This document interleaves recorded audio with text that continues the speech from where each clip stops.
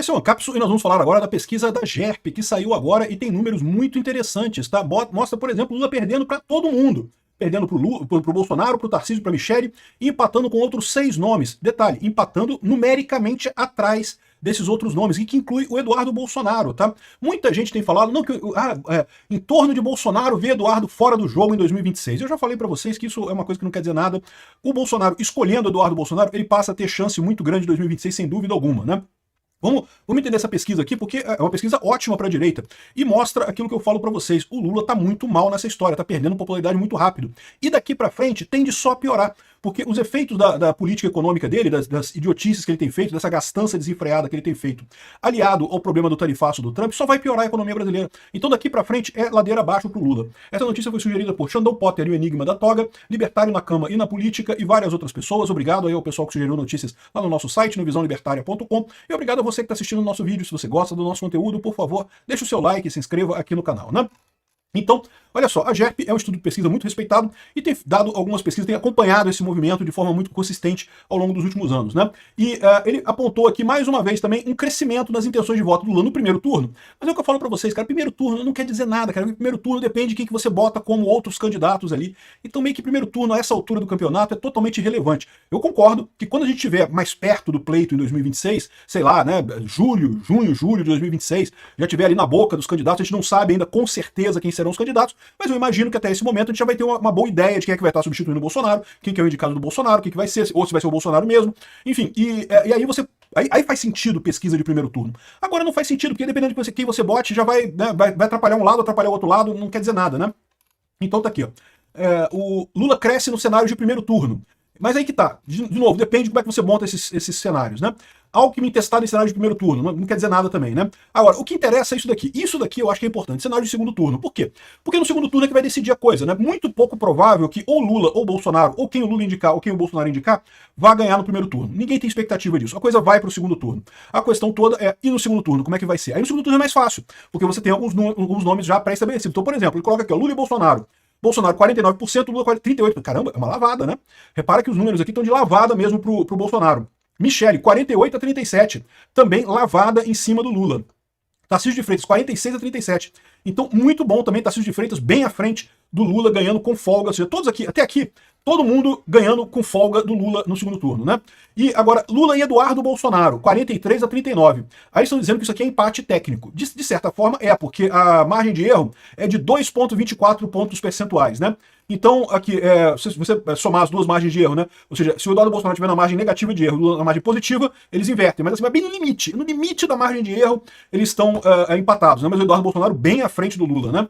Lula e Ciro Gomes. Cara, o Ciro Gomes na frente do Lula aqui com alguma folga, né? Pra você ver como é que o Lula tá muito ruim. Ratinho Júnior na frente do Lula também. Zema, não, o Zema tá atrás do Lula, mas tá empatado aqui, ou seja, 39-36%, 3 pontos de diferença. E lembra, o Zema tem uma característica que ele é uma pessoa pouco conhecida, tá fora de Minas Gerais. Em Minas Gerais ele ganha do Lula com muita facilidade. Fora de Minas Gerais ele ainda é um nome pouco conhecido. Eu gosto muito do Zema, tá? Eu votaria no Zema fácil, sem problema nenhum. Então eu acho que o Zema tem chance mesmo com esse resultado aqui, né?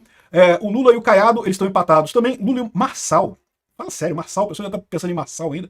Enfim, Marçal não interessa.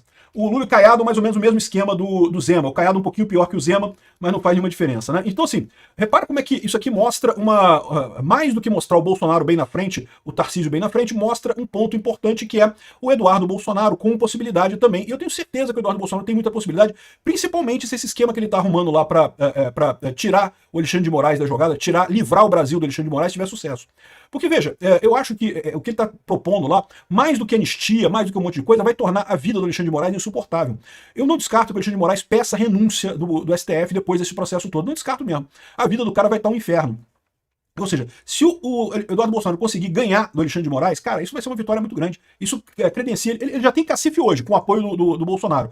Se o Alexandre de Moraes cai fora, meu amigo, ele ganha mesmo sem apoio do Bolsonaro, sem nada, né? Então eu vejo hoje uma definição muito clara aqui da situação, muito favorável para a direita.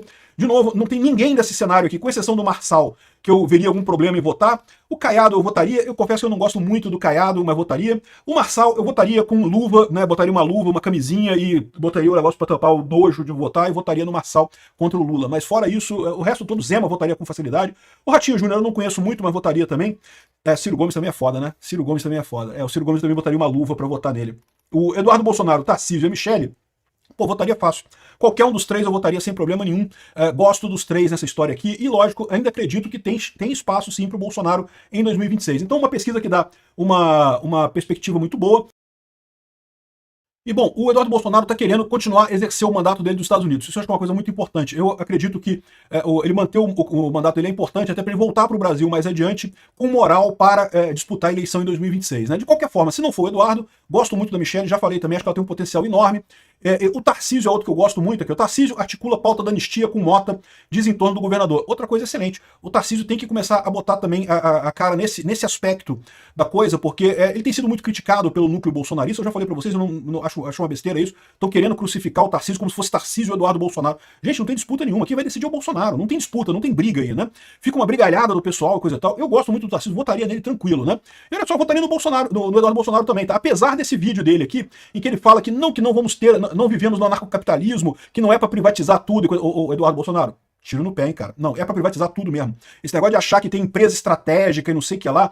Temos que ver de perto o que o Vance tá falando sobre o pós-liberalismo. E não gostei, Dudu. Não gostei. Sinceramente, não gostei disso aqui, não. Ainda é muito melhor do que o Lula, eu tenho que reconhecer, não tem alternativa. Mas socialismo de direita, socialismo de esquerda é a mesma merda. Achar que Estado é que resolve o problema do país, não, Estado é o ruim, Estado só piora a situação. Eu continuo votando no Eduardo Bolsonaro tranquilo, se ele for a escolha do Jair Bolsonaro, evidentemente.